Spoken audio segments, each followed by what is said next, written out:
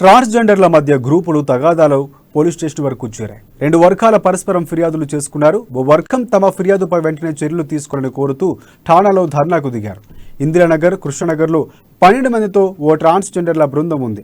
ఈ మధ్య ఇందిరానగర్కు మొనాలిసా అనే ట్రాన్స్జెండర్ వచ్చింది. మొదట గ్రూపులకు మొనాలిసాకు మధ్య వివాదం ఉంది. దీంతో మొదటి బృందం సభ్యులు బంజారాహిల్స్ పోలీసులకు మొనాలిసాపై ఫిర్యాదు చేశారు.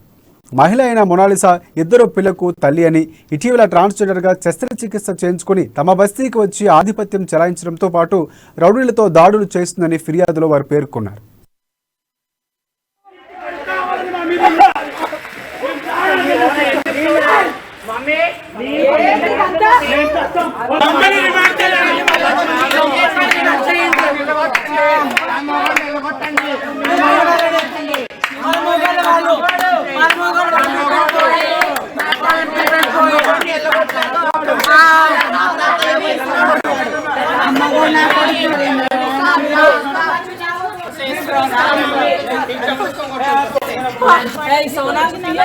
సోనా మీకు ఏదైనా బాధ ఉంటే చెప్పాలి. ఎట్లా చేయదు